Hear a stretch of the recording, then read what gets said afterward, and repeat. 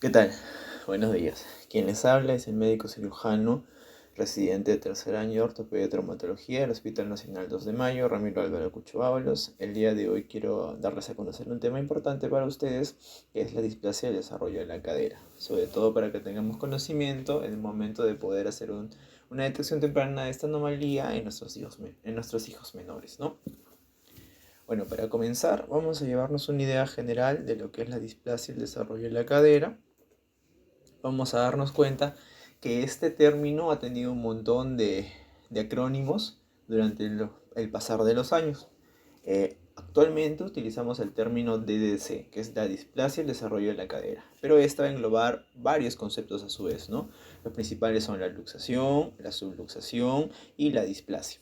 Entonces en este gráfico nos podemos orientar un poco mejor, vamos a poder ubicarlos para que ustedes puedan entenderme en lo que es. El desarrollo normal de la cadera compromete una armonía entre lo que es la cabeza femoral junto con lo que es el cotilo o el acetábulo, que es la parte de la pelvis que tiene conexión con la extremidad inferior, ¿no? Entonces, como le dije, eso es lo normal.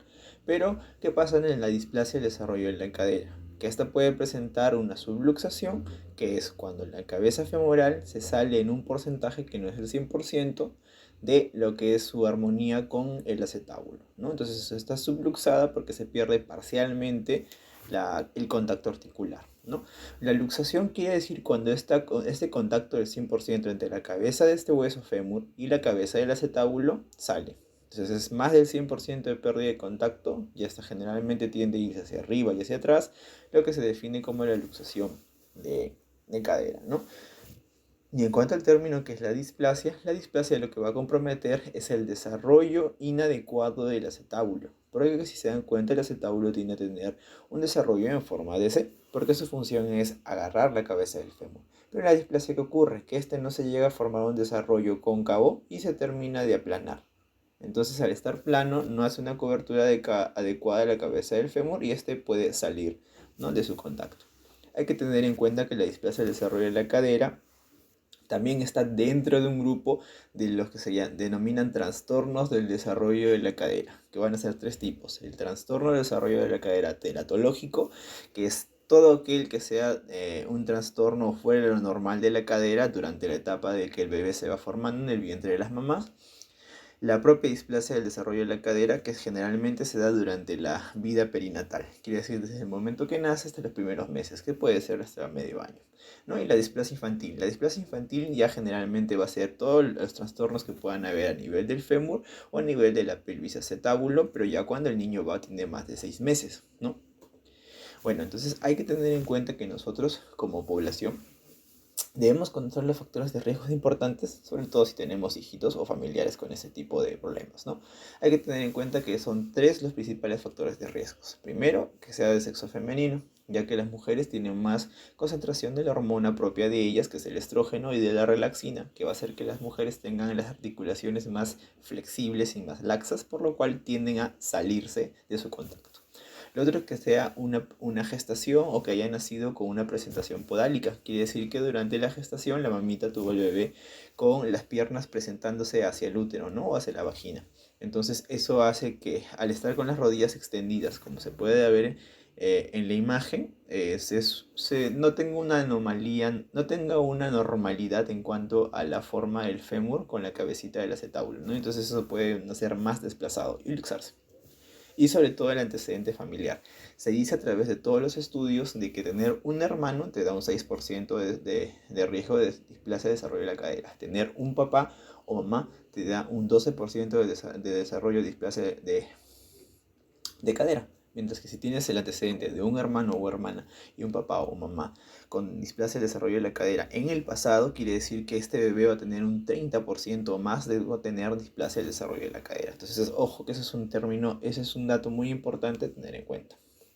Bueno, en cuanto al examen físico, es muy importante que vamos a dividirlo en etapas, ¿no? Vamos a examinar al recién nacido, al niño que todavía no deambula, no camina, generalmente entre los 3 meses a los 9 meses, y el niño que ya camina, ¿no? Entonces, en el recién nacido, cuando veamos a nuestros hijitos y obviamente cuando los limpiemos, los cambiemos, en la parte del aseo personal, tenemos que darnos cuenta que los niños tienden a ser gelatinosos, entre comillas, porque son más hiperlaxos. Y esto es normal hasta más o menos las 4 semanas, el mes de recién nacido.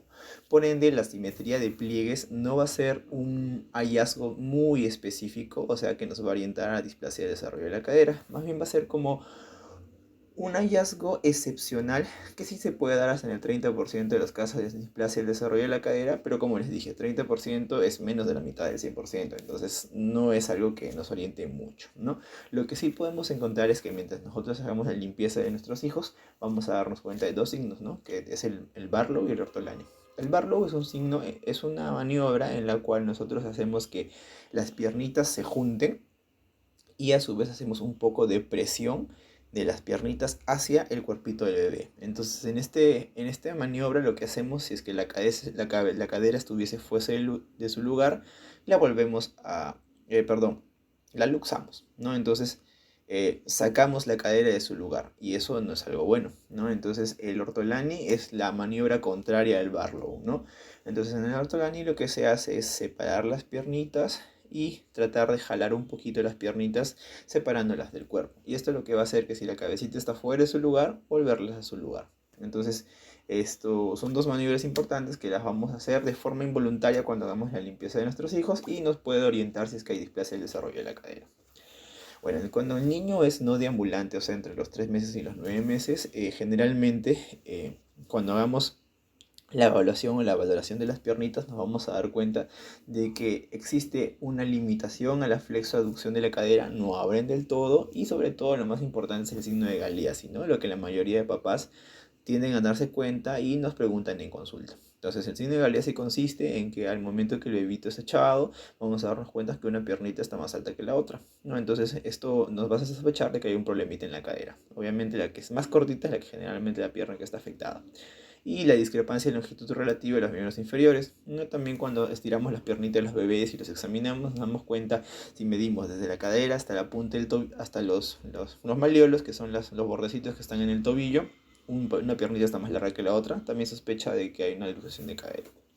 Entonces, en el niño que ya camina por encima del año, cuando tiene 15 meses, ya estos signos van a ser un poco indiferentes, ¿no? Porque hay más desarrollo del huesito, la laxitud que los niños tienen cuando nacen también ya disminuye, pero sí se va a presentar una marcha del Trendelenburg. Esta es una marcha característica en la cual cuando el niño camine y camine sobre la cadera que está mal, entonces la cadera que está bien va a tender a caerse, ¿no? Entonces esto se debe a que hay una debilidad o un poco de desarrollo de lo que es el glúteo medio, que es el músculo que se encarga de darles estabilidad a la pelvis, porque cuando nosotros caminamos y la pelvis, si se dan cuenta, nuestra pelvis no colapsa, no se cae para un lado ni para otro, sino el glúteo se pone tenso y hace que el cuerpo no tenga ese desbalance o coger. Entonces en los niños con luxación de cadera, como este músculo está afectado, tienden a hacer que caiga la cadera sanita.